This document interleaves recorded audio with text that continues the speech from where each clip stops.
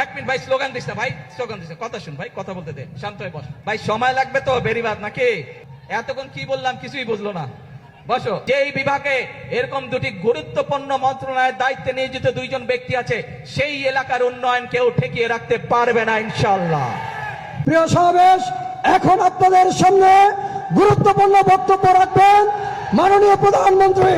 মাননীয় প্রধানমন্ত্রী, আপনার বাবা প্রয়াত রাষ্ট্রপতি শহীদ জিয়াউর রহমান এই বাঁশখালীতে 3 বার এসেছিলেন। আপনার মা দেশনেত্রী বেগম খালেদা জিয়া এই বাঁশখালীতে 5 বার এসেছিলেন। আজকে আপনি এসে এই বাঁশখালীবাসীকে ধন্য করেছেন, আপনাকে বাঁশখালীর পক্ষ থেকে আমরা কৃতজ্ঞতা জানাচ্ছি মাননীয় প্রধানমন্ত্রী। বিসমিল্লাহির রহমানির রহিম।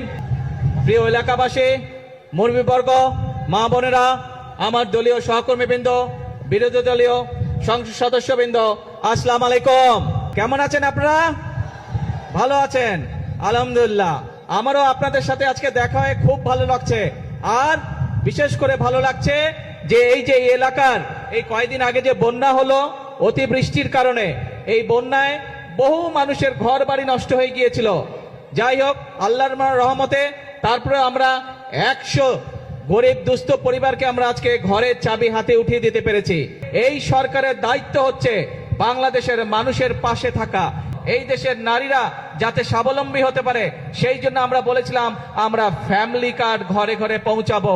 সরকার গঠনের 1 মাসের মধ্যে আমরা সেই ফ্যামিলি কার্ডের পাইলট প্রজেক্টের কাজে হাত দিয়েছিলাম এবং ইনশাআল্লাহ আল্লাহর রহমতে পাইলট প্রজেক্টের কাজ শেষ হয়ে গিয়েছে।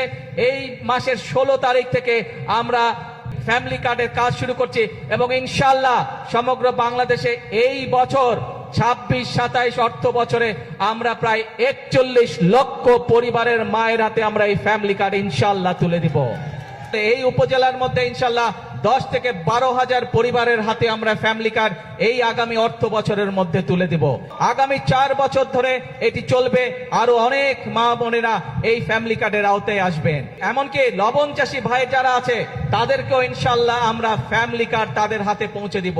এখানে একটি কথা এসছে যে লবণের মূল্য নির্ধারণ করে দেওয়া।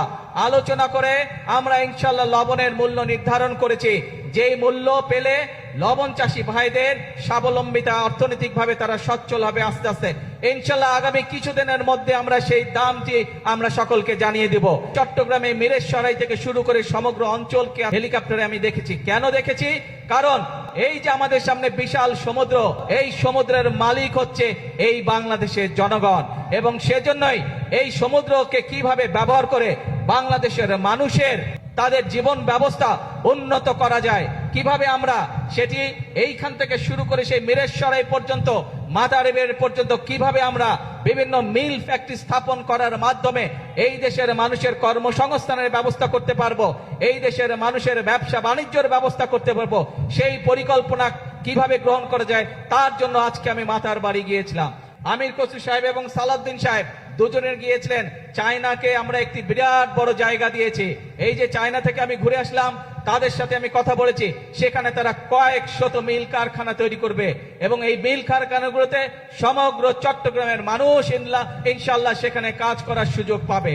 তার ফলে আমাদের যেমন একদিকে বেকার সমস্যার সমাধান করা সম্ভব হবে, একই সাথে আমরা ইনশাআল্লাহ বহু বৈদেশিক মুদ্রা অর্জন করব। উপজেলা পর্যায়ে 50 বেডের যে হাসপাতাল আছে, এই 50 বেডের হাসপাতালে 30 বেড করে গিয়েছিলেন শহীদ রাষ্ট্রপতি জিয়াউর রহমান।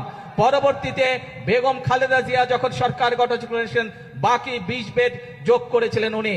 আজকে আপনাদের এই বর্তমান বিএনপি সরকার, যেই সরকার আপনাদের সরকার, যেই সরকার জনগণকে নিয়ে কাজ করে, এই সরকার সিদ্ধান্ত গ্রহণ করেছে এই 50 বেডের হাসপাতালকে যাতে প্রত্যেক উপজেলার মানুষ ভালোভাবে স্বাস্থ্য সেবা পায়, সেই জন্য এই 50 বেডের হাসপাতালকে আমরা ইনশাআল্লাহ আগামী 5 বছরের মধ্যে প্রত্যেকটি উপজেলা, 503টি উপজেলা সমগ্র বাংলাদেশে প্রত্যেকটি উপজেলা হাসপাতালকে আমরা 101 বেডে উন্নীত করব ইনশাআল্লাহ। বিগত কিছুদিন ধরে কোটি সংখ্যক কিছু মানুষ এই ব্যাপারে বিভ্রান্ত ছড়ানোর চেষ্টা করছে। আপনাদেরকে পরিষ্কারভাবে উদ্দেশ্য করে বলতে চাই, বিএনপি সরকার সংসদে পরিকল্পনা উপস্থাপন করবে। আপনাদের যদি পরিকল্পনা থাকে আসুন জনগণের সামনে উপস্থাপন করুন, কিন্তু বিভ্রান্তিকর কথা বলে দেশে বিশৃঙ্খলা তৈরি করবেন না, বিভ্রান্তিকর কথা বলে জনগণের শান্তি নষ্ট করবেন না। করব কাজ, গর্ব দেশ সবার আগে, ইয়েস, সবার জন্য বাংলাদেশ। আপনারা নিশ্চয়ই খেয়াল করেছেন। 1 মিনিট ভাই, স্লোগান দিস না ভাই, স্লোগান দিস না, কথা শুন ভাই, কথা বলতে দে, শান্ত হয়ে বস। আপনারা সবই হবে, ধৈর্য ধরতে হবে, ধৈর্য ধরতে হবে, সবই হবে। আপনাদের এই এলাকায় চট্টগ্রাম থেকে আমরা রাষ্ট্রের, ভাই সময় লাগবে তো বেরিবাদ নাকি? এতক্ষণ কি বললাম কিছুই বুঝলো না। বসো।